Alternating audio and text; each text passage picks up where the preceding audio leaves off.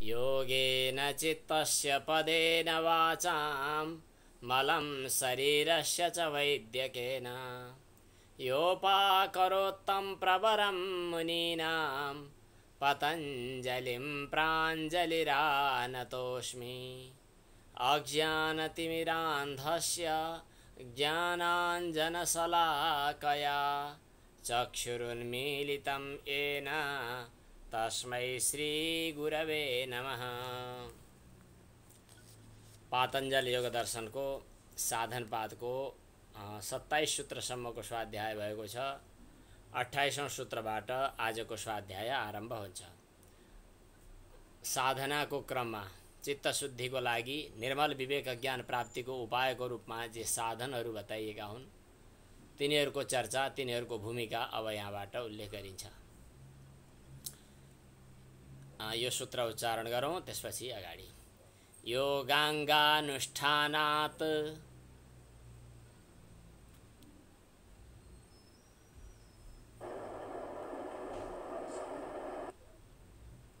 अशुद्धिक्षये ज्ञानदीप्तिराविवेकख्याते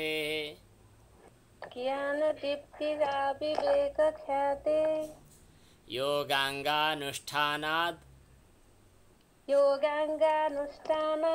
अशुद्धिक्षये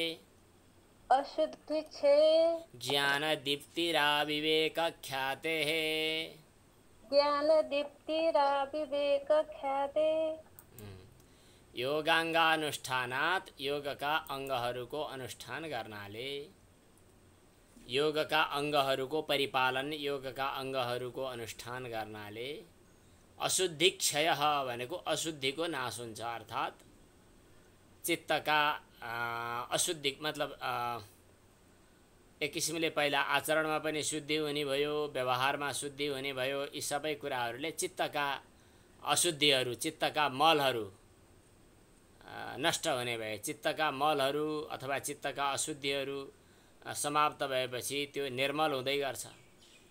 अशुद्धि क्षय भनेको अशुद्धिको नाश भइसकेपछि ज्ञान दीप्ति, उसलाई ज्ञानको दीप्ति प्रकाश प्राप्त हुन्छ। त्यो प्रकाश कस्तो हुन्छ त भन्दा विवेक ख्याति पर्यन्त, विवेक ख्याति उदय हुने सम्मको ज्ञान दीप्ति प्रकाशित हुन्छ। यसमा अरू खास कुरा केही भएन कि योगाङ्गहरूको अनुष्ठान गर्नु, योगका अङ्गहरूको साधना गरेपछि, योगका अङ्गहरूको परिपालन गरेपछि चित्तका मलहरू कम हुँदै गर्छन्। चित्तको मलको क्षय हुन्छ। अशुद्धि भनेको अपवित्रता, के को प्रसङ्गले बताएको छ? चित्तको, चित्तका मलहरूको नाश भएपछि ज्ञान दीप्ति, ज्ञानको दीप्ति भनेको प्रकाश फैलन्छ। कहाँसम्म यो प्रकाशले के गर्ने त भन्दा आविवेक ख्याते हे, विवेक ख्याति भनेको, विवेक ख्याति अर्थात् बुद्धि अनि बुद्धिका कार्यहरू अथवा अहङ्कार, मन, बुद्धि, इन्द्रिय यिनीहरूभन्दा आत्मा पृथक छ भनेर थाहा पाउनु चाहिँ विवेक ख्याति हो। त्यसलाई प्रत्यक्ष छर्लङ्ग छ्याङ्ग हुने गरी थाहा पाउनु, यसलाई विवेक ख्याति भनेर भनिन्छ। आविवेक ख्याते हे,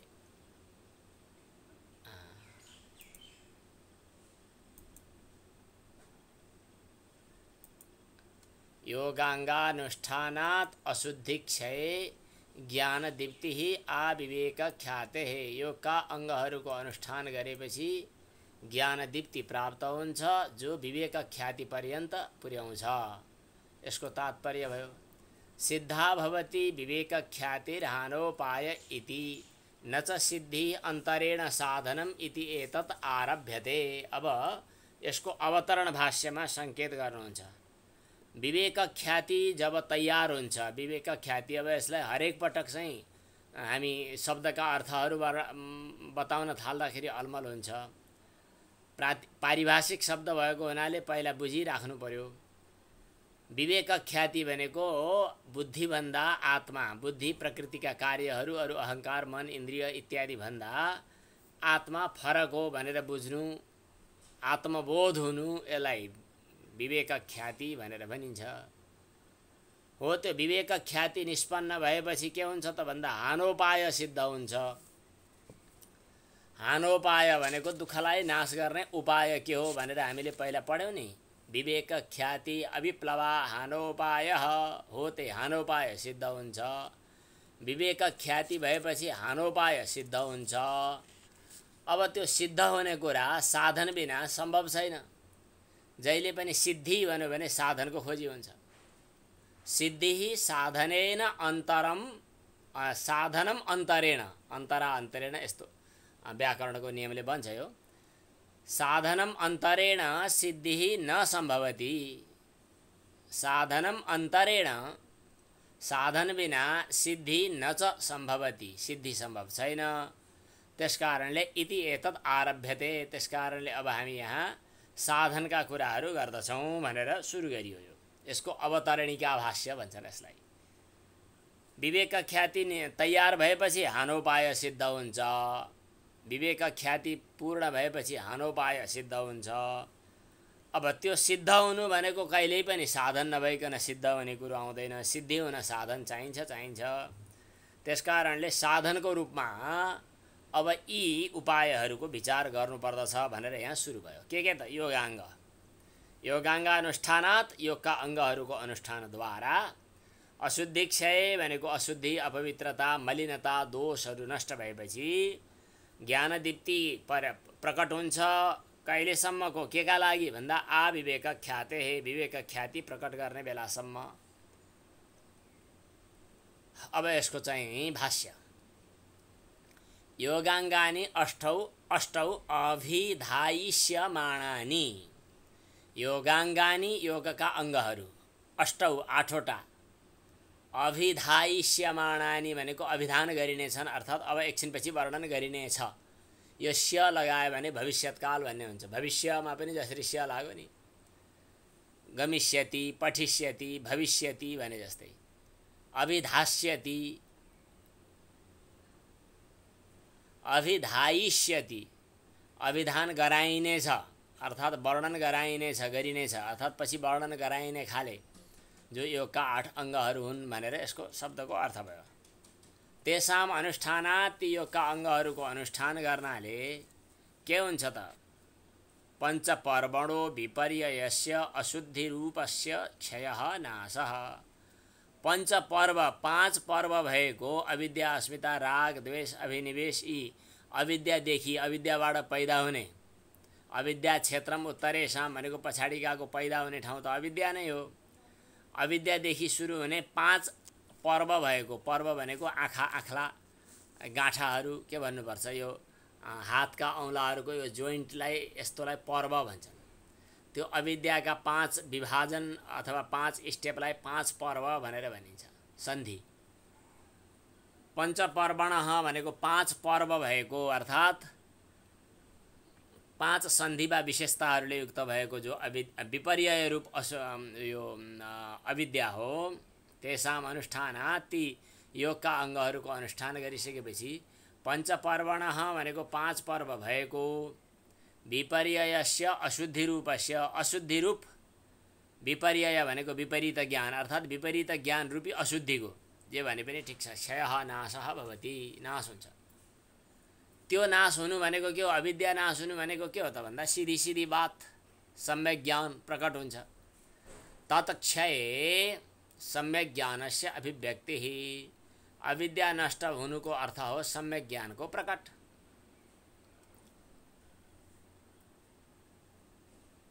तत्क्षये सम्यक ज्ञानस्य अभिव्यक्तिः। यथा यथा च साधनानि अनुष्ठीयन्ते, जसरी जसरी, जति जति, जुन जुन तरिकाले साधनहरूको अनुष्ठान गरिँदै जान्छ, त्यति त्यति, त्यही तरिकाले अशुद्धिको तनुत्व, तनुत्व भनेको मसिनोपन, पातलोपन, सूक्ष्मता, कमी, क्षीण हुँदै जानु, यस्तो अवस्था प्राप्त हुन्छ। जति जति साधनको अनुष्ठान गर्दै गयो त्यति त्यति चाहिँ अशुद्धिको तनुत्व प्राप्त हुन्छ। अशुद्धि तनु हुँदै जान्छ, तनु भनेको क्षीण हुँदै जान्छ। अब संस्कृतकै शब्द नबोलिकन मजा आउँदैन, बोल्यो बुझिँदैन, अब के गर्ने। दुब्लाउँदै जान्छ, पातलो हुँदै जान्छ, कम हुँदै जान्छ, पुरै नष्ट हुन्छ भने होइन, घट्दै जान्छ भनेको। यथा यथा च क्षीयते, जति जति मात्रामा क्रमशः माइनस हुँदै हुँदै हुँदै हुँदै मिटर चले चाहिँ गरी हुँदै हुँदै जान्छ के अशुद्धि। जति जति मात्रामा अशुद्धि घट्दै घट्दै जान्छ त्यति त्यति मात्रामा उसको क्षय हुने के स्पिडको हिसाबमा, उसको क्षय हुने क्रमको अनुरोधमा, त्यसैको बमोजिम तदनुकूल ज्ञानको दीप्ति बढ्दै बढ्दै बढ्दै बढ्दै जान्छ। जति जति अशुद्धि माइनस त्यति त्यति ज्ञान दीप्तिको प्लस। बौद्ध ग्रन्थमा एउटा प्रसिद्ध भनाइ थियो, जसको एउटा सुख छ त्यसलाई एउटा दुःख हुन्छ, जसलाई 10वटा सुख छन् त्यसलाई 10वटा दुःख हुन्छन्, जसलाई 100वटा सुख छन् त्यसलाई 100वटा दुःख हुन्छन् भन्दै भन्दै लागेको छ। लामै तमसुक पढेको छ त्यहाँनिर कुनै पुस्तकमा हो, मलाई त्यो अहिले सम्झना छैन। यस्य एकम दुःखम यस्य एकम सुखम तस्य एकम दुःखम, यस्य शतम यस्य 10 दुःखम सुखम तस्य 10 दुःखम, यस्य शतम, यसै गरी गरी हुँदै हुँदै गएर दुःखानी सुखानी हुँदै हुँदै जान्छ। जसको जति स्केलमा, जति मात्रामा, जति परिमाणमा, जति नाप जाँचको, जति किलो तौलको, जति ग्रामको सुख थपिँदै गयो त्यसको त्यति मात्राको त्यति ग्रामको चाहिँ दुःख पनि थपिँदै जान्छ भन्छ त्यहाँ। अनि भन्दै भन्दै गएर 100, 1000, लाख, 10 लाख, करोड, अरब, 10 अरब खराब के भन्छ भन्छ भन्छ भन्छ। अनि त्यसपछि अन्तिममा गएर एउटा गजबको कुरा गर्छ, यस्य नास्ति सुखम तस्य नास्ति दुःखम। जसलाई सुख छैन त्यसलाई दुःख छैन। वेदान्त दर्शनमा चाहिँ सुख प्राप्ति रूप भनेर मानिएको छ छुट्टै, दुःख विनाश मात्र सुख होइन, सुख छुट्टै चिज हो भनेर बताइन्छ त्यहाँ। वेदान्त दर्शन बाहेक सबैजसो दर्शनमा चाहिँ सुख पाउने भन्ने बित्तिकै त्यो क्षय हुनेवाला सुख हुने भयो। त्यस कारणले सुख पाउने भन्ने कुरो गर्यो कि खतम। त्यस कारणले दुःख विनाशलाई महत्त्व दिउँ, त्यसलाई सुख भनेर अनुभव गरौँला तिमी छुट्टै कुरा हो। अरू कुनै नयाँ सुख भन्ने चिज प्राप्त गरिने चिज होइन भनेर त्यहाँ लेखिएको छ। अहिले प्रसङ्ग यो हो कि जति जति सम्यक के अरे अनुष्ठान, यो योगाङ्गहरूको अनुष्ठान गर्दै गर्दै गयो त्यति अशुद्धिको नष्ट हुँदै हुँदै गयो। जति जति अशुद्धिको माइनस हुँदै हुँदै गयो त्यति त्यति क्षय क्रमकै अनुरोधमा, त्यसैकै हिसाबमा, त्यही हिसाबले चाहिँ ज्ञानको दीप्ति बढ्दै बढ्दै गइहाल्छ। सा खलु ऐसा अभिवृद्धि। ज्ञानको दीप्ति जब जति जति बढ्दै जान्छ त्यसले के गर्दछ त भन्दाखेरि विवेक ख्याति पर्यन्त त्यो वृद्धिको प्रकर्ष बढ्दै बढ्दै जान्छ। आविवेक ख्याति भन्छ। जबसम्म विवेक ख्याति पूर्ण हुँदैन तबसम्म त्यो ज्ञानको दीप्ति बढ्दै, प्रकाश बढ्दै बढ्दै बढ्दै बढ्दै फैलिँदै फैलिँदै जान्छ। जति जति साधना हुँदै हुँदै गयो त्यति त्यति चाहिँ अशुद्धि माइनस हुँदै गयो। जति जति अशुद्धि माइनस हुँदै गयो त्यति त्यति चाहिँ ज्ञानको दीप्ति बढ्दै बढ्दै गयो। त्यो ज्ञानको दीप्ति बढेर पुग्ने कहाँसम्म त नि, कतिसम्म त्यसको सीमा हुने। सूर्यको उज्यालोको एउटा सीमा छ। सूर्यको किरणले उज्यालो दिन्छ, तर पृथ्वी तलमा यतिसम्म उज्यालो आउँछ, हामी मान्छेले यतिसम्म उज्यालो खप्न सक्छौँ, यसको कति गुणा, कति डिग्री, कति सेल्सियस भनेर थप्न पाइन्छ नि। यस्तै गरी यो ज्ञानको दीप्तिको चाहिँ वृद्धि हुँदै हुँदै कहाँसम्म पुग्ने त भन्दाखेरि विवेक ख्याति हुने सीमासम्म पुग्ने। विवेक ख्याति भनेको के चाहिँ हो त फेरि बिर्सिनुभयो भने दोहोऱ्याइदिउँ भन्नुहुन्छ व्यासले। गुण पुरुष स्वरूप ज्ञानात्। गुण भन्नाले त्रिगुणात्मक बुद्धि प्रकृति र पुरुष आत्माको स्वरूपको ज्ञान हुने बेलासम्म त्यो बढ्दै बढ्दै बढ्दै बढ्दै गइरहन्छ। योगाङ्गानुष्ठानम अशुद्धिर्वियोग कारणम यथा परशुः छेद्यस्य। जसरी काठ काट्नका लागि बन्चरो कारण हुन्छ। बन्चरोले काठलाई टुक्रा पारेर 2 फ्याक बाँडिसक्दा बल्ल उसको काम प्रयोजन पुरा होला, नत्र बन्चरो चाहिँ आवश्यक हुन्छ। परशु भनेको बन्चरो हो, छेद्य भनेको काठ। अहिले यतिखेर धेरै नै पानी पर्यो, पहाडतिरबाट धेरै ठुलो भेल आयो। त्यो भेलसँगै मुढाहरू, काठका टुक्राहरू, फलेकहरू के भन्छ त्यसलाई, पटरीहरू माथि माथि डाँडा काँडा कहाँबाट आए थाहा छैन। त्यो पहाडतिर पनि हिमालतिर हुने वृक्षका प्रजातिहरू, सल्लो, उत्तिस जस्ता अनि यो गुराँस जस्ता जो यता पाइँदैनन् त्यस्ता रुखका धेरै ठुला ठुला मुढाहरू आइपुगे। देवघाटको किनारमा बसेर नदी किनारको जीविका गर्ने धेरै साथीहरू, यहाँका बासिन्दाहरू मुढाहरू खुब काटिरहेका छन्, गिँडिरहेका छन्। अहिले बिक्री वितरण हुने तयारीमा छ, लाखौं रुपियाँ कमाउने तयारीमा छन्। त्यहाँनेरि काठ काट्नका लागि के आवश्यक पर्छ त भन्दा परशु आवश्यक पर्छ। छेद्यस्य वियोग कारणम परशु। छेद्यलाई दुई टुक्रामा, दुई फ्याकमा, दुई अलग अलग भागमा बाँड्नुमा कारण के हो त भन्दाखेरि परशु हो। त्यसै गरी अशुद्धिलाई आफूबाट अथवा चित्तबाट वियुक्त बनाउनुमा कारण के हो त भन्दा योगाङ्गको अनुष्ठान गर्नु हो। योगाङ्गको अनुष्ठान, योगका अङ्गहरूको अनुष्ठान गरेपछि अशुद्धि चाहिँ घट्दै घट्दै जान्छ। विवेक, अशुद्धि घट्दै जानु भनेको के हो भन्दा विवेक ख्याति प्राप्त हुँदै हुँदै जानु।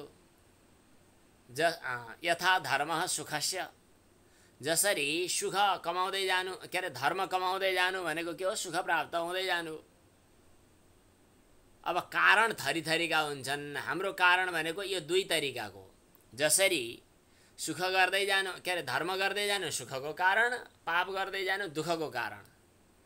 त्यसै गरी विवेक ख्याति बढ्दै बढ्दै जान्छ, स्वरूप विज्ञान हुन्छ। साधनाहरू घट्दै घट्दै, के अरे बढ्दै बढ्दै गयो, अशुद्धिको तनुत्व हुँदै हुँदै गयो।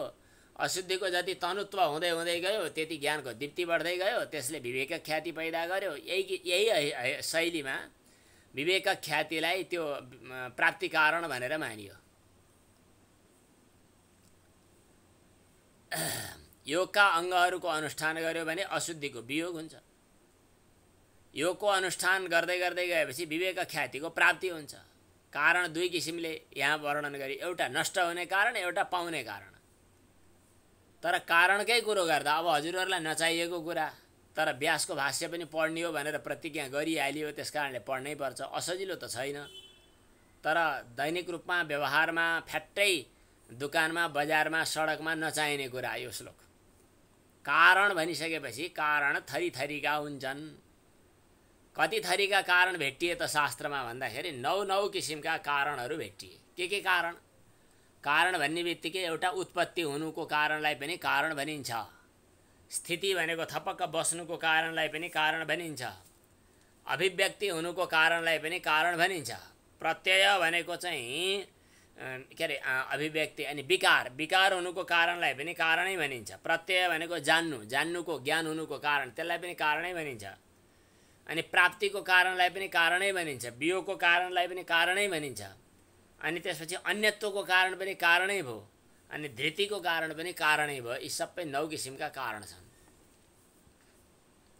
9 किसिमका कारण कतिपय विद्यार्थीहरूले तिनका उदाहरण पनि भनिदिनुहोस् भन्लान्। उनको पनि त दृष्टि दिनु पर्यो नि। त्यस कारणले संसारमा कारण भन्ने बित्तिकै यी 9 मध्ये कुनै एक ढङ्गको हुनु पर्यो। यहाँ हामी 2 ढङ्गका कारणहरू मान्दैछौँ यहाँ, तर जम्मा जम्मी संसारमा चाहिँ 9 किसिमका कारण अथवा कारणको विषय कुरो उठ्यो भने यी 9 भित्र कुनैमा पर्नुपर्छ। उदाहरणको लागि विज्ञानको कारण मन हो भन्यो भने मनबाट विज्ञान पैदा भयो भनेको यो उत्पत्ति कारण भयो। स्थिति कारण भन्यो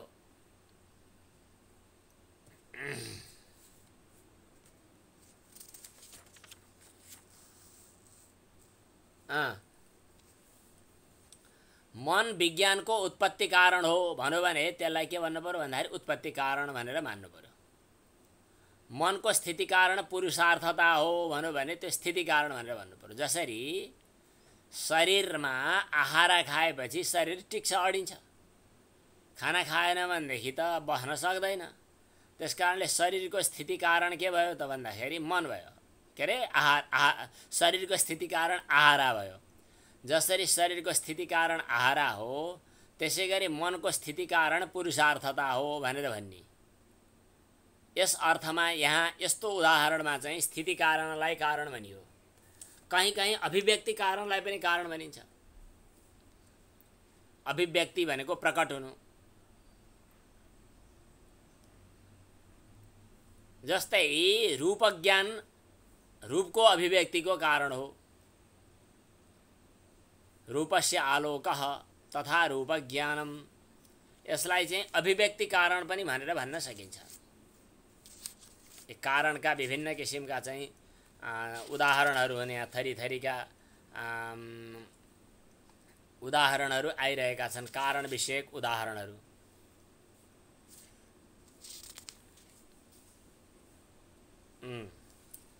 अब त्यसपछि चाहिँ अभिव्यक्ति कारणको कुरा गऱ्यौँ हामीले। अभिव्यक्ति कारण भनेको जसरी रूपको आलोक अभिव्यक्ति कारण भयो भनेको उज्यालो, आलोक भनेको उज्यालो के, उज्यालो भएपछि रूप पत्तो लाग्छ। छामेर रूप पत्तो लाग्दैन त हैन, उज्यालो भएपछि रूपको पत्तो लाग्छ भनेको के हो त, भइरहेको रूपलाई अभिव्यक्त गरौँ भनेको। नत्र रूपले के अरे उज्यालोले रूप जन्मायो भने त होइन नि, उत्पत्ति कारण होइन त्यो। भइरहेको रूपलाई उज्यालोले प्रकट गर्यो, देखाइदियो भनेको, त्यस्तालाई पनि कारण भनेर भनिन्छ। अब अर्को विकार कारण भनेर भनिन्छ। विकार कारण भनेको के त भन्दाखेरि आगोले चामल पाकेर भात बन्छ भन्नु पर्यो भने भात बनाउनुमा कारण आगो भनौँ भने आगोसँग सम्बन्ध हुँदा चामलमा विकार आइपुग्यो। यस्तो खाले उदाहरण चाहिँ यस्तो खाले विकार कारण भनिन्छ। अब यहाँ हाम्रो मनको विषयमा कुरो गर्दा मन एउटा विषयबाट अर्को विषयमा जानु नै मनको विकार कारण हो। मनसः विषयान्तरम यथा अग्नि पाक्यस्य। अब प्रत्यय कारण भनेको ज्ञान हुनुमा कारण, थाहा पाउनुमा कारण। जसरी धुवाँ देखेपछि आगो छ भन्ने ज्ञान प्राप्त भयो भनेपछि यो प्रत्यय कारण भयो। प्राप्ति कारण अर्को छ, धर्म सुखको प्राप्तिको कारण हो भने जस्तै योगका अङ्गको अनुष्ठान गर्नु विवेक ख्यातिको प्राप्तिको कारण हो। योगाङ्गानुष्ठानम विवेक ख्यातेः, यो पनि प्राप्ति कारण एउटा भयो। अब वियोग कारणम तदेव अशुद्धेः। अब जसरी योगका अङ्गहरूको अनुष्ठान गर्नु विवेक ख्याति प्राप्त गर्ने कारण भयो। योगका अङ्गको ठिक त्यसै गरी योगका अङ्गको अनुष्ठान गर्नु चाहिँ अशुद्धिलाई खत्तम गर्ने कारण भयो। योगका अङ्गहरू जन्मिए पैदा भए, त्यसले दुईटा काम गर्यो, एउटालाई मार्यो एउटालाई जन्मायो। कसलाई मार्यो? विवेक के अरे अशुद्धिलाई मार्यो, विवेक ख्यातिलाई जन्मायो भनेपछि जन्माउने कारण र मार्ने कारण भन्नु पर्यो, वियोग कारण र प्राप्ति कारण। अब अन्यत्व कारण भनेको कारण भन्नाले कहिले कहिले एउटालाई अर्कै थोक बनाउनलाई पनि कारण भनिन्छ। जस्तै बाला थियो हजुरआमाका पालाको, त्यो हजुरआमाको पालाको बाला काम छैन, मलाई चाहिँ नेक्लेस बनाएर लाउनु पर्ने छ अहिले, यो जमानामा पनि त्यस्ता बाला लाउने भनेर सुनार कहाँ गएर सुनलाई परिवर्तन गरायो। सुनार सुनको परिवर्तन गराउनेमा कारण भयो, अन्यत्व कारण भयो। सुवर्णस्य यथा सुवर्णकारः एकमेव स्त्री प्रत्ययस्य अविद्या मूढत्वे देशो दुःखत्वे रागः सुखत्वे तत्त्वज्ञानं माध्यस्ते। यो पनि अन्यत्व कारण हो। एउटी कुनै नारी, रूपवती नारी अगाडि उभिएकी छन्, ती एउटै हुन्, तर तिनलाई देख्दा पति अथवा उनको प्रेमीलाई सुख हुने होला, उसका सौता बन्न खोजेकाहरूलाई चाहिँ दुःख हुने होला। यो आई फेरि आई यसलाई भनेर ऊ चाहिँ दाँत किट्न थालिहाल्छ होला। शत्रुहरूलाई पनि नराम्रो लाग्छ, शपथमा भनेको छ, शत्रुहरूलाई पनि नराम्रो लाग्छ या सौता बन्न खोजेकालाई पनि नराम्रो लाग्छ। उदाहरणका लागि भनेको, यसको अन्य अर्थ नमान्नु पर्ला। अब फेरि अलि चित्तवृत्तिलाई ठिक ठाउँमा राख्न नसक्ने व्यक्ति पुरुषहरू कोही छन् भने त्यो मोहित हुने होलान्, तिनीहरूका लागि त्यही ढङ्गले फेरि चाहिँ मोह हुनुमा कारण होला। अब ज्ञानी पुरुषका लागि चाहिँ एउटा चाहे त्यो सुन्दरी कुनै बाराङ्गना होस्, बाराङ्गना भनेर बुझ्नुपर्छ है, कोही सुन्दरी बाराङ्गना होस् वा फ्याँकिएको काठको लकडी होस्, उसका लागि फेरि केही पनि छैन। तत्त्वज्ञान माध्यस्थे, तत्त्वज्ञान हुनु मध्यस्थ हुनुमा कारण। राग हुनु, त्यसप्रति राग हुनु, त्यसलाई देखेर सुखी हुनुमा कारण। त्यसप्रति द्वेष हुनु, त्यसलाई देखेर दुखी हुनुमा कारण, अनि अज्ञानी हुनु, मूढ हुनुमा कारण। यस प्रकार अन्यत्व कारण भनेको एउटै नारी पाँच थरी व्यक्तिहरूका नजरमा पाँच थरी भई के भयो त भन्दा एउटा थियो अर्कै भयो, त्यो अन्यत्व कारण भयो। यस्तालाई पनि कारण, यस्ता ठाउँमा पनि कारणको प्रयोग हुन्छ। शरीरम इन्द्रियादीनाम, इन्द्रियादिहरूको लागि शरीर कारण भनौँ भनेदेखि धृति कारण भयो। शरीर नभइकन इन्द्रिय कहाँ टिक्ने, कहाँ अडिने? त्यस कारणले शरीर हुनु इन्द्रिय धृति, इन्द्रियको झुन्ड्याउने कारण। यो कसले भन्दै थियो अहिले, यो चाहिँ यो कान नि, यो यस्तो कान किन बनाएको भनेको पहिला त केही अर्थै थाहा थिएन। अहिले चाहिँ यो चस्मा झुन्ड्याउने अनि चाहिँ त्यो के भन्छ त्यो काना मुख मास्क झुन्ड्याउने, त्यस्तो भएर यो कारण त्यसैका लागि बनाइएको रहेछ भनेर चाहिँ रमाइलो ठट्टा गर्दै थिए कतिपयहरूले। हाम्रा इन्द्रियहरू जति छन् तिनी झुन्ड्याउनका लागि, जसरी चस्मा झुन्ड्याउनका लागि कानको लोती काम लाग्यो, हाम्रा इन्द्रियहरू झुन्ड्याउनका लागि, इन्द्रिय घुसेर बस्नका लागि चाहिँ शरीर त आवश्यक छ। त्यस कारणले शरीरको, इन्द्रियको धृतिका लागि शरीर कारण छ। तानि च तस्य भनेको इन्द्रियहरू चाहिँ फेरि शरीरका लागि कारण र शरीर इन्द्रियका लागि कारण। महाभूत, पञ्चमहाभूतहरू शरीरका लागि कारण, ती पञ्चमहाभूत पनि एक आपसमा उसका लागि उसका लागि कारण। तैर यज्ञौनम मानुष दैवतानि च परस्परार्थत्वात्।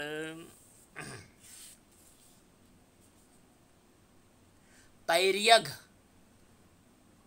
यौन, तैर्यक यौन भनेको तिर्यक योनि भनेको पशु योनि, मानुष योनि, दैवता देवता योनि, यिनीहरू चाहिँ परस्परार्थत्वात्, एक आपसमा उसले उसको स्वार्थ सिद्ध गर्न, उसले उसको स्वार्थ सिद्ध गर्न यिनीहरू कारण भएका छन्। के देवान् भावयतानेन, गीताको तेस्रो अध्यायमा, ते देवा भावयन्तु वः परस्परम भावयन्तः श्रेयः परमवाप्स्यथ। मानिसले देवतालाई, देवताले मानिसलाई एक आपसमा धारण गरेका छन्। भूपी शेरचनको एउटा कविता थियो, मेरो साँगुरो गल्लीमा मेरो चोक छ, त्यहाँ केही छैन सब थोक छ। मान्छेले बनाएका देवता र देवताले बनाएका मान्छे एक आपसमा पुरपुरो ठोक्छ। साँगुरो गल्लीमा मेरो चोक छ, त्यहाँ केही छैन सब थोक छ।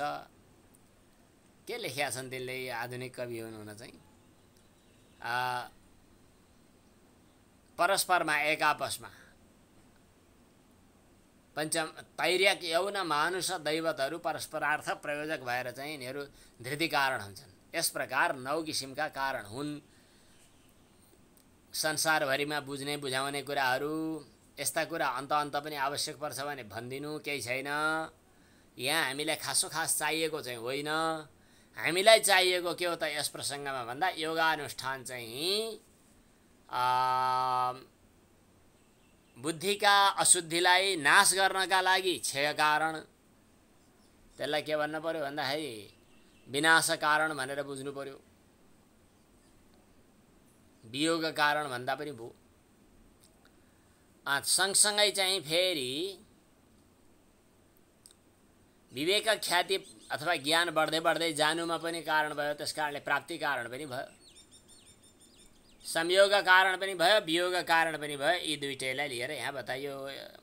योगाङ्गानुष्ठानम तु द्विधैव कारणत्वम लभते, 2 किसिमका कारण यहाँ मानिएको छ। अब अगाडि तत्र योगाङ्गानि अवधार्यन्ते, अब यहाँ योगका अङ्गहरूको अवधारणा गरिन्छ, योगका अङ्गहरूको निर्धारण गरिन्छ। यम नियम आसन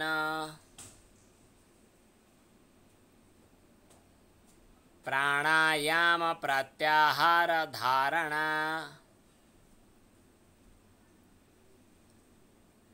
ध्यान समाधयः अष्टौ अंगानि प्राणायाम प्रत्याहाराधयः अष्टौ अंगानि यम नियमासन प्राणायाम प्रत्याहार धारणा ध्यान समाधयोष्टावंगानि। यसै गरी यम नियमासन प्राणायाम प्रत्याहार धारणा ध्यान समाधयो अष्टौ अङ्गानि। यी 8वटा अङ्गहरू छन्। व्याख्याकारले व्यास भाष्यले पनि क्रमैले येषाम अनुष्ठानम यिनीहरूको अनुष्ठान गर्ने प्रक्रिया र स्वरूपहरू पनि वक्ष्यामा पछि बताइनेछ भन्नुभयो। सामान्य रूपमा हजुरहरूले सुन्नु बुझ्नु पनि भएकै हुनाले खासै धेरै यसमा यहाँ अहिले अल्मलिनु पर्दैन जस्तो लाग्छ। अब अगाडि बढौँ। त्यसो भए यम भनेको के हो त? हामी सूत्रको क्रम चाहिँ अगाडि बढौँ। अहिंसा असत्य के हो? अहिंसा सत्य, असत्य होइन। अहिंसा सत्य अस्तेय ब्रह्मचर्य अपरिग्रह यमः।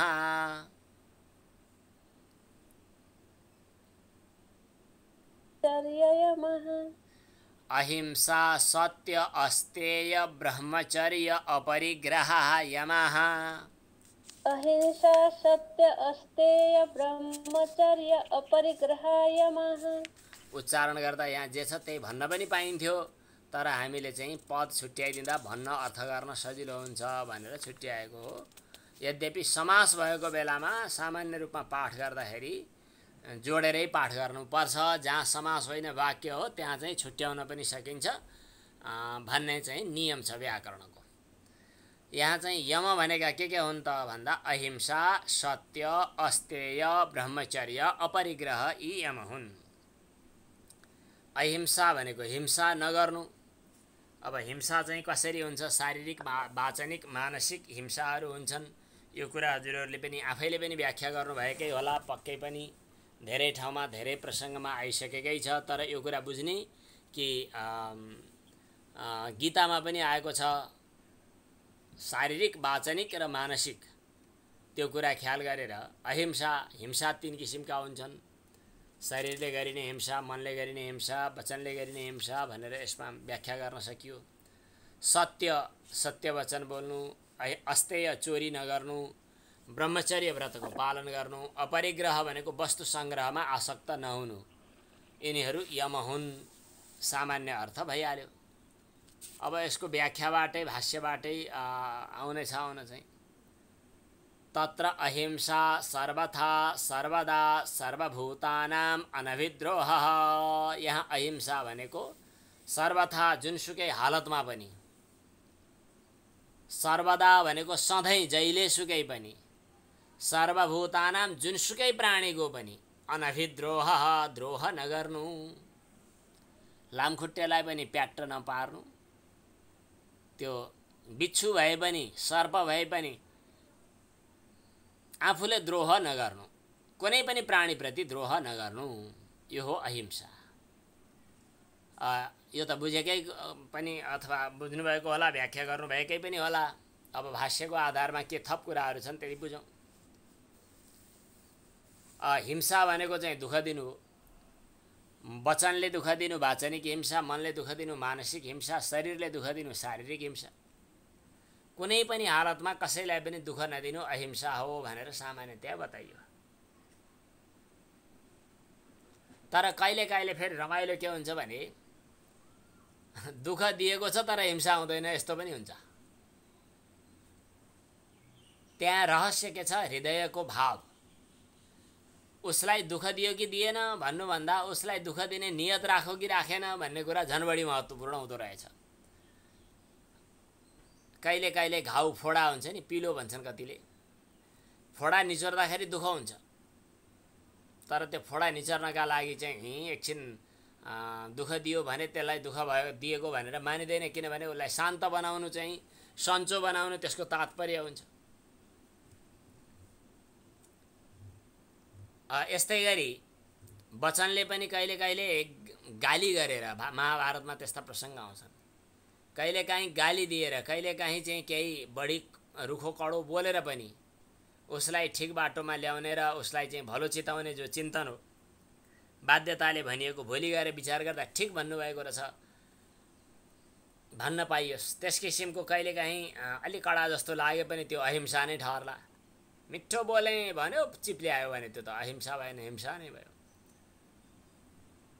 यस्तै यस्तै यहाँ रहस्यहरू पनि छन्। शरीरले पनि कसैलाई दुःख नदिनु, मनले पनि गलत नठान्नु। मनको कुरा त कुनै शङ्कै भएन। तत्र अहिंसा सर्वथा सर्वदा सर्वभूतानां अनभिद्रोहः। अहिंसा भनेको के हो त भन्दा सर्वभूतानाम सबै प्राणीहरूको सर्वथा जुनसुकै हालतमा सधैँ जहिलेसुकै पनि जुनसुकै प्राणीको पनि द्रोह नगर्नु।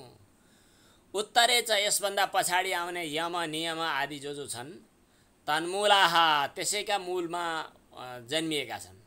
के का मूलमा? अहिंसाका मूलमा। अहिंसा छ, त्यसपछि अस्तेय ब्रह्मचर्य अपरिग्रह यम पनि हुन्छन्। त्यसपछिका नियमहरू शौच सन्तोष तप स्वाध्याय ईश्वर प्रणिधान आदि नियमहरू, आसन प्राणायाम प्रत्याहार धारणा ध्यान समाधि जे हुन् पछाडिका कुराहरू, यिनीहरू सबैको मूल चाहिँ खास गरी यम मध्येको मूल चाहिँ अलिअलि प्रकारान्तरले अरूको पनि मूल के हो त भन्दाखेरि हिंसा अहिंसा। उत्तरे च यस पछाडि भनिनेवाला यम नियम आदि जो हुन् तन्मूलाहा ते अहिंसा मूलक छन्। तत्सिद्धि परतया एव अहिंसा सिद्धि भयो भने अरू पनि सिद्ध हुँदै जान्छन्।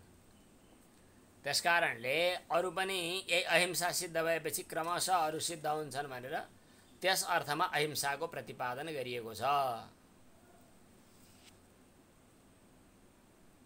अहिंसा सिद्धिका लागि अरू साधनहरूको प्रतिपादन गरिएको छ भन्ने कुरा हो। यहाँ अहिंसाको निर्मल गर्नका लागि नै ती सत्य अस्तेय ब्रह्मचर्य अपरिग्रह आदिको उपदेश गरिएको हो। अहिंसालाई निर्मल बनाउनका लागि तत् भनेको त्यो अहिंसालाई अवदात रूपकरणाय, अवदात भनेको सेतो भन्ने अर्थ त हुन्छ। अवदातः शीतो रौद्रो बलक्ष्यो धवलोर्जुन अमरकोश। अवदात भनेको सेतो स्वच्छ शुद्ध। तत् अवदात रूपकरणाय भनेको चाहिँ अहिंसालाई निर्मल स्वच्छ बनाउनका लागि नै उपादीयन्ते भनेको अरूहरूको ग्रहण गरिन्छ। तथा च उक्तम यही कुरा अन्यत्र पनि बताइएको छ कि स खलु अयम ब्राह्मणः यथा यथा व्रतानि बहूनि समादित्सते। त्यो ब्राह्मण भन्नाले ब्रह्मज्ञ ब्रह्मविद विवेक ख्यातिवाला पुरुष योगी जसलाई चाहिँ यहाँ ब्राह्मण भनेर बताइयो। ब्रह्म जानाति ब्राह्मण भन्ने पनि अन्यत्र प्रयोग भएको छ।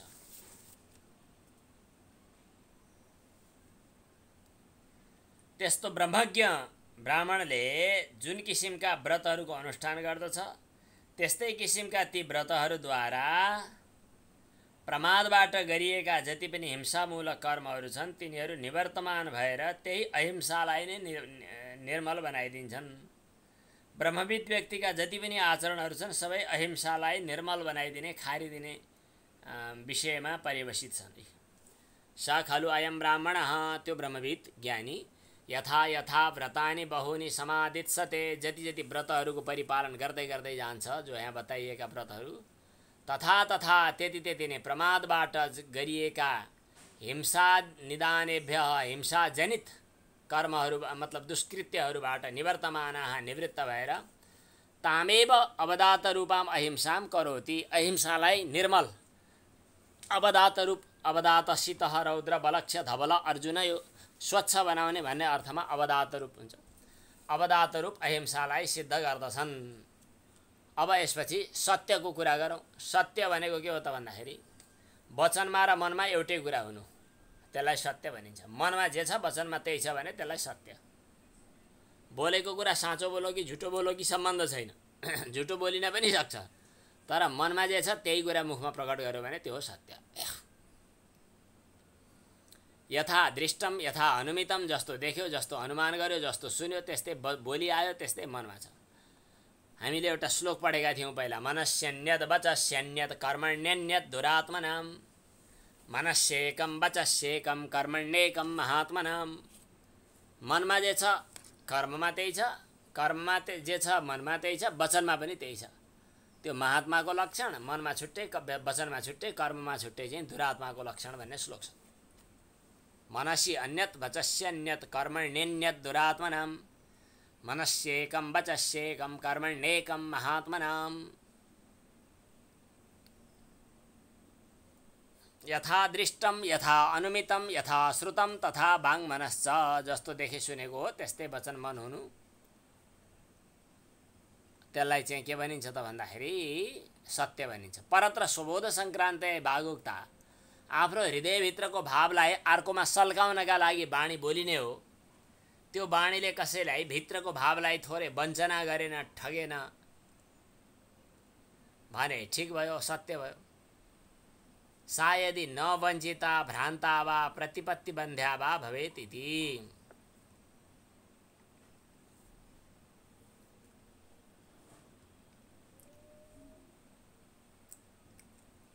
वञ्चनाकारक भनेको ठग्नेवाला, भ्रान्ति जनाउनेवाला, अनि श्रोतालाई अर्थशून्य हुनेवाला पनि नहोस्। प्रतिपत्ति बन्ध्या, प्रतिपत्ति भनेको त ज्ञान हो, बन्ध्या भनेको बाँझ हो, अर्थात् ज्ञान अर्थात् बोध केही हुन नसक्ने खाले, त्यस्तो नहोस्। प्रतिपत्तिकै लागि जब वाणी प्रयोग हुन्छ भने त्यो वाणी चाहिँ प्रतिपत्ति बन्ध्य नहोस् भन्ने कुरो आयो। यसा यस्तो वाणी सर्वभूतोपकारार्थम प्रवृत्ता, सबै प्राणीहरूको उपकारका निमित्त प्रवृत्त छ। भूतको प्राणीहरूको उपघातका लागि, दुःख दिनका लागि प्रवृत्त छैन। यदि यस प्रकार पनि वर्णन बोलिएको वाणी भूतोपघात परता एव स्यात्, परा एव स्यात्, यदि कसैलाई ठुलै घाटा बनाउने खाले, बर्बाद बनाउने खाले भयो भनेदेखि त्यस्तालाई सत्य हो भनेर भन्न मिल्दैन। त्यसकारणले पापै हुन्छ। साँचो बोल्दा कसैको हिंसा भइहाल्यो, साँचो बोल्दा कसैलाई ठुलै घाटा लाग्यो भने त्यसलाई सत्य भन्न अलि सकिन्न भन्ने कुरा आयो। फेरि सत्यको तात्पर्य के हो त भन्दा अरूको लोक कल्याण हो। सत्य बोल्दा लोकको अकल्याण हुन्छ भने त्यहाँनिर थोरै विचार गर्नुपर्दछ भन्नेसम्मको नियम छ हामी कहाँ त।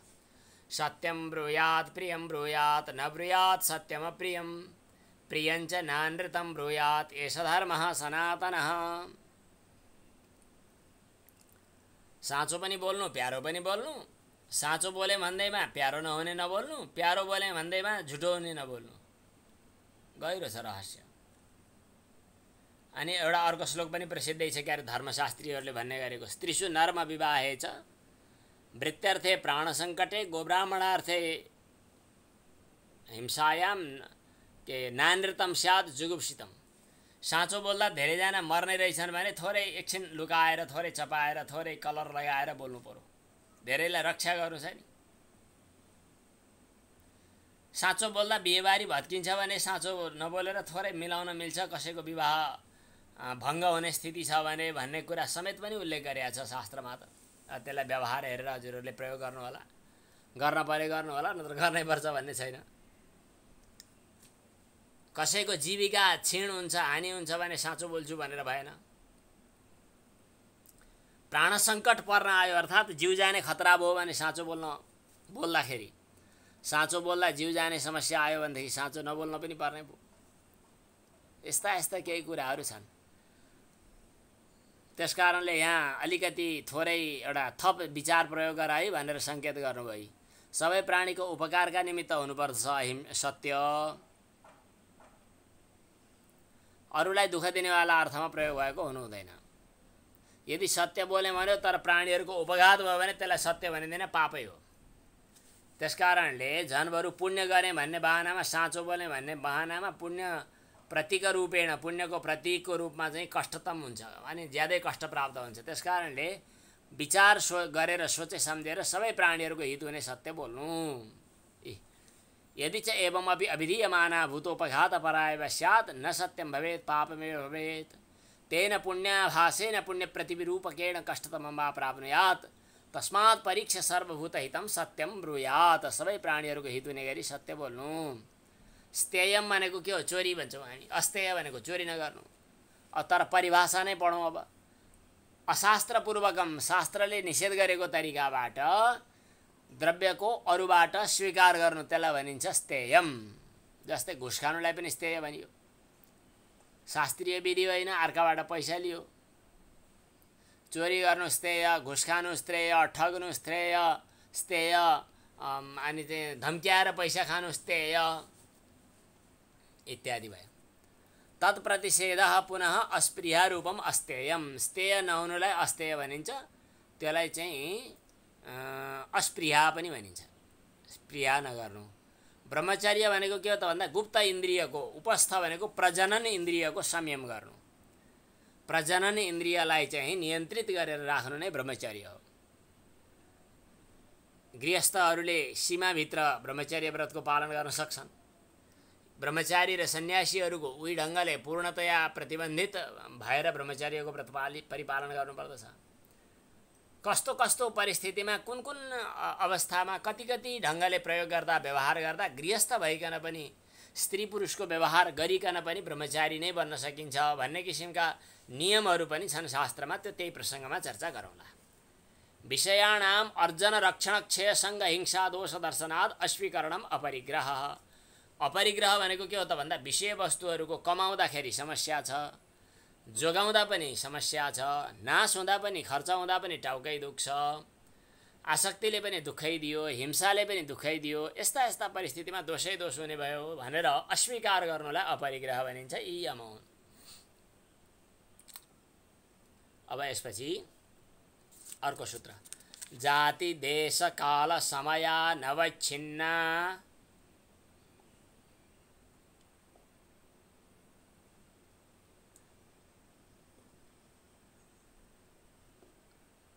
सार्वभौमा महाव्रतम। सार्वभौम महाव्रतम। जाति देश काल, जाति देश काल समयानवच्छिन्नाः, समयानवच्छिन्नाः सार्वभौमा महाव्रतम। सार्वभौमा महाव्रतम। अहिंसा जात्यवच्छिन्न। अब अहिंसा चाहिँ कहिले जात्यवच्छिन्न अहिंसा र जाति निरवच्छिन्न अहिंसा दुई ढङ्गका अहिंसा हुने भए। अब यसलाई चाहिँ उदाहरण दिनुभएको छ भाष्यकारले, त्यही नै भनौँ। तर सामान्यतया सूत्रको अर्थ त गरिहालौँ। जाति भनेको कुनै जातलाई लिएर अहिंसा, कुनै जातलाई केही फरक पर्दैन भन्नु। देश भनेको कुनै ठाउँमा अहिंसा, कहीँ कहीँ त फरक पर्दैन भन्ने। आज एक दिन हो, आज एक दिन अब यो के भन्छ पार्टी हो, आज एउटा पार्टीमा हो, केही फरक पर्दैन यहाँ। अब घरमा गएर अहिंसा, हामी यस्तो उस्तो खाइँदैन, कहिलेकाहीँ पार्टी पर्दा चासो चुस्सो हो, त्यसबाहेक अरू बेला छुइँदैन। त्यस्तो खाले अहिंसाले चाहिँ खासै काम लागेन। अब तीर्थ माने समय जस्तै काल भनेको, देश भनेको ठाउँ, तीर्थमा हिंसा गर्दिन भन्ने। देवघाट कसै कसैले भन्छन्, देवघाट आएर झुटो बोल्ने, घर त बोले हुन्छ र। देवघाटमा आएर मानौ कि देवघाटवासीहरूले झुटो बोल्न नपाइने अरे, उनीहरू घरतिर गएर फुत्त झुटो बोलेर आउन पाउने रे। अब त्यो यो ठाउँमा झुटो नबोल्ने, त्यो ठाउँमा बोल्ने भने स्थानकृत परिच्छेद भयो, त्यसलाई छुट्याइयो। समयकृत परिच्छेद, आज एकादशी हो, आज चाहिँ यो खान्न, आज चाहिँ सङ्क्रान्ति हो, आज यो तीर्थ हो, त्यस कारणले यो व्रत हो, त्यस कारणले खान्न। समयलाई आधार मानेर अहिंसा के मतलब यो व्रत गर्ने। अनि जाति जन्मको आधारमा व्रत गर्ने, त्यस्तो। जस्तै अब बङ्गालीहरू विशेष गरी माछालाई जलफल भनेर मान्छन् रे, पानीमा फरेको फल ठान्ने। माछालाई त खासै फरक परेन, अरू खसी बाख्रा बोका यिनीहरू चल्दैनन्। नेपालको पुरानो परम्परा चाहिँ यहाँका ब्राह्मण जातिहरू, परम्परागत धर्म संस्कार संस्कृति पालन गर्ने व्यक्तिहरूले पनि धोती फेरेर अनि त्यो के खसी खाने चलन थियो पहिले पहिलेको, विकृतिकै रूपमा हो। अनि भैँसीको हुँदैन, कुखुराको हुँदैन, यो खसीको हुन्छ। शास्त्रमा कहाँ कहाँनिर पञ्च नखा भक्ष्या भनेको छ, मृगको हुन्छ, खरायोको कसको हुन्छ, कसको हुँदैन। यस्तो खाले चाहिँ अहिंसालाई के भयो भन्दाखेरि जातिको कारणले गरिएको भयो, त्यस्तो हुनु भएन।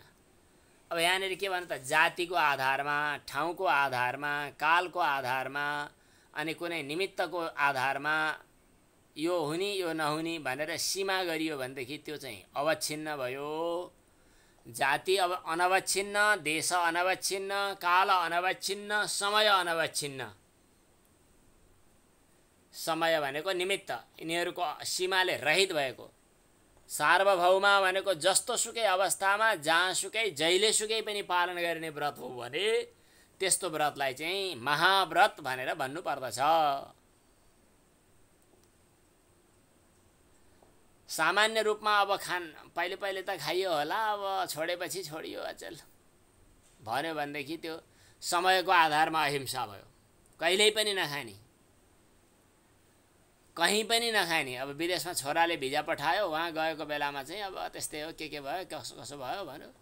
प्याकेटका बाहिरपट्टि रातो ट्याक्क टिको लगाएको र मोटो गाईको चित्र लेखेको प्याकेटभित्र भएका वस्तुहरू पनि विदेश गएपछि हुने।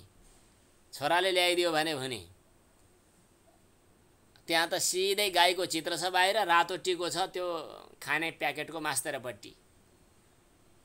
त्यस्तो खाले हिंसा त हिंसै हो।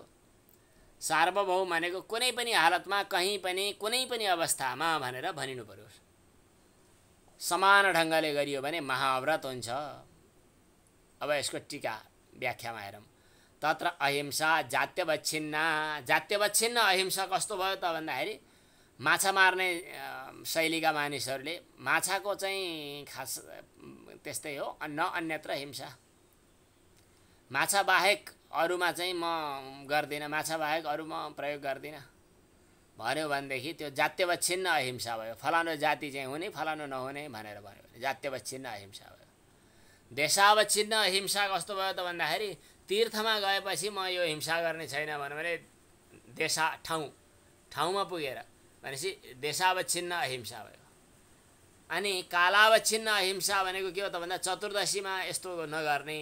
आज औँसी हो, पहिले पहिले एकादशीमा चाहिँ मांस बिक्री नगर्ने चलन थियो काठमाडौँमा, जुनसुकै ठाउँमा पनि। खानेहरूले पनि एकादशीको दिन, औँसीको दिन, साउनको सोमबार, साउनको महिना पुरै दुकानै बन्द हुने चलन थियो। अचेल चाहिँ यो चलन पनि कहीँ कहीँ अलिक खुस्किन लागेको छ भन्ने सुनेको छु। त्यो के भयो त कालावच्छिन्न। कुनै यो तीर्थमा, यो समयमा, यो तनहुँ जिल्लाको दमौलीको नजिकमा छाउदी बाराहीको मन्दिर छ। त्यहाँ चाहिँ हामी यो उसमा जान मन लाग्दैन, किनभने त्यहाँ निकै धेरै बलि दिने चलन छ। माछा नै देवता हुन् त्यहाँ। माछालाई देवतालाई चढाउनका लागि बलि दिए, माछाले खाए। अब त्यसलाई हामीले अन्यथा गर्न सकिन्न, तर जान सकिन्न। तर साउन महिनामा त्यहाँ बलि हुँदैन, हिंसा हुँदैन। त्यस कारणले साउन महिनामा गएको बहुत आनन्द आयो, बहुत राम्रो थियो, खुसी लाग्यो। प्रचलन जो छ नि समाजमा, यो समयमा गर्दिन भन्ने, त्यो खाले अहिंसा के भयो त भन्दाखेरि कालावच्छिन्न अहिंसा भयो। समयको सीमाले सीमित गरेको अहिंसा। शैव त्रिभि उपरतस्य समयावच्छिन्ना देव ब्राह्मणार्थे। यिनै तिनै किसिमका यिनीहरूमा पनि समय भनेको चाहिँ विशेष परिस्थितिमा, जस्तै देव ब्राह्मणार्थे न अन्यथा अनिश्यामी, यो देवताका लागि हो, नत्र भने त काट्ने मार्ने चलन थिएन। देवतामा अब कुल पूजामा चढाउनका लागि हो, त्यत्तिखेर अरू बेला हुँदैन भन्यो भने समयावच्छिन्न भयो। अब क्षत्रियहरूले युद्धमा हिंसा गर्दा खास फरक पर्दैन। क्षत्रियाणाम युद्धेव हिंसा न अन्यत्र हिंसा गर्ने होइन भन्यो भने पनि यो समयावच्छिन्न हिंसा भयो। यस किसिमले जाति अवच्छिन्न हिंसा, देश अवच्छिन्न हिंसा, काल अवच्छिन्न हिंसा, समय अवच्छिन्न हिंसा यी अहिले लोकमा सुने देखेका, तर कहीँ पनि कहिल्यै पनि कुनै पनि हालतमा म हिंसा गर्दिनँ भनेर तोकियो भने त्यो के भयो? अनवच्छिन्न भयो। यहाँ त्यस्तै चाहिएको छ। जाति देश काल समयले अनवच्छिन्न भएको अहिंसा हुनु पर्यो, त्यो महाव्रत हुन्छ। अहिंसादयः सर्वथैव परिपालनीया। यी अहिंसा सत्य अस्तेय ब्रह्मचर्य अपरिग्रह यो सर्वथा जुनसुकै अवस्थामा जहिलेसुकै पनि परिपालन गर्नुपर्दछ।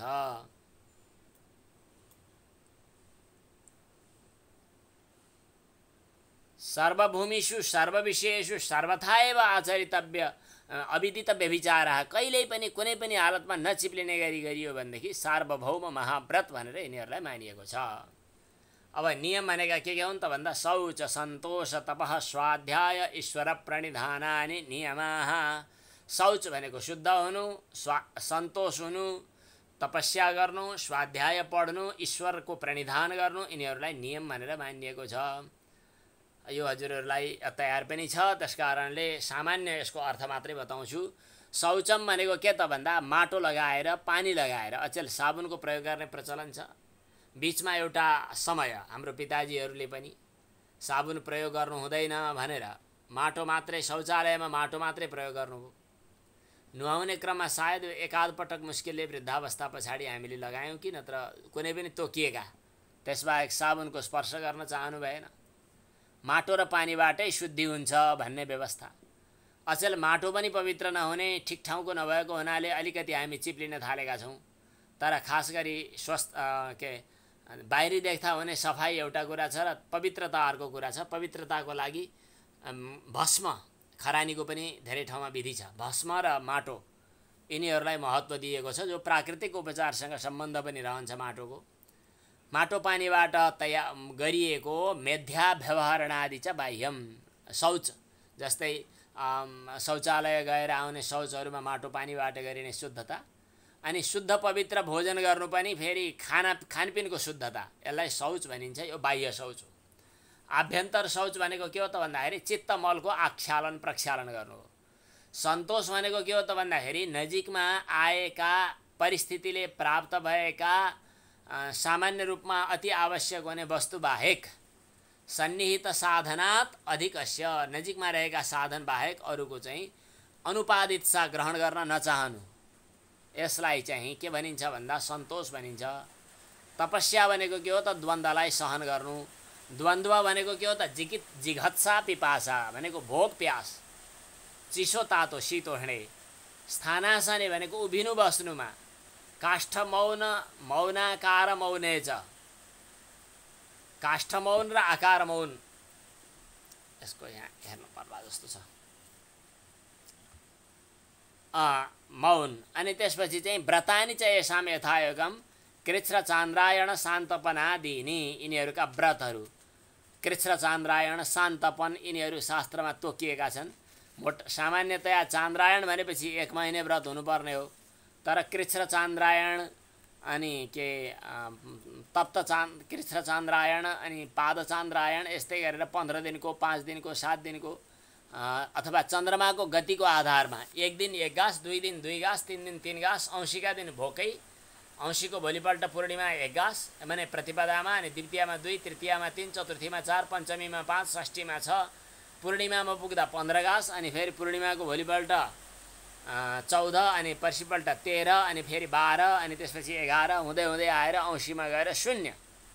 यसो गऱ्यो भने यवचान्द्रायण हुन्छ। अनि सुरुमा पूर्णिमामा 15 गाँस खायो, अनि प्रतिपदामा 14, 13, 12 हुँदै हुँदै हुँदै हुँदै घटेर गएर औँसीमा 0, अनि भोलिपल्टदेखिबाट फेरि 1, 2, 3, 4 हुँदै गएर फेरि पूर्णिमामा गएर चाहिँ 15 गाँस खायो।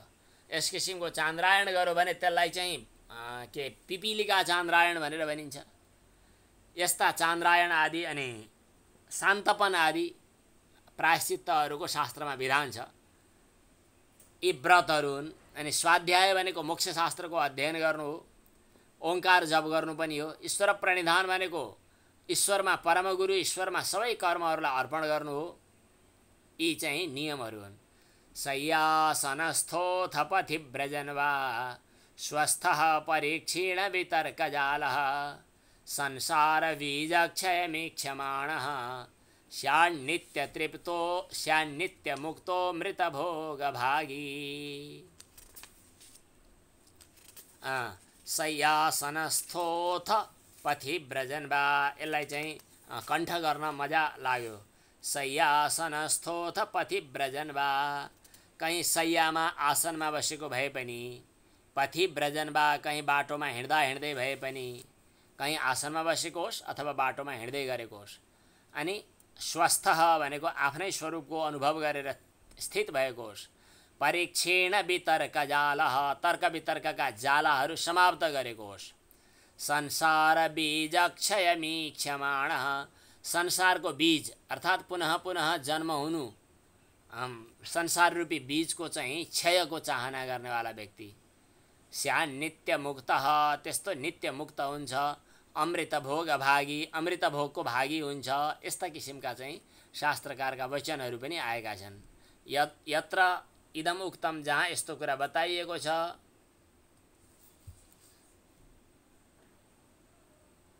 ततः प्रत्यक्षेतनाधिगमोप्यन्तरायाभावश्च भनेर हामीले अगाडि बताइ पनि हाल्यो। प्रत्यक्ष चेतनाको प्राप्ति हुन्छ, त्यहाँ विघ्न समूहहरू नष्ट हुन्छन् भनेर भनिएको छ। यो चाहिँ नियमको प्रयोजन हो। नियमको परिपालन गर्दा यस्तो यस्तो हुन्छ, यम नियम। अब यम नियमहरूको पनि फेरि भावना के कस्तो हुनुपर्ने इत्यादि 33औँबाट फेरि अर्को दिन गर्नुपर्ला। आज समय सकिएछ।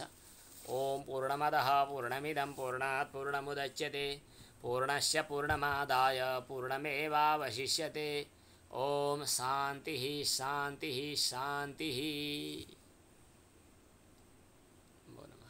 अब केही विचार विमर्श संक्षिप्त भएमा गरौँ।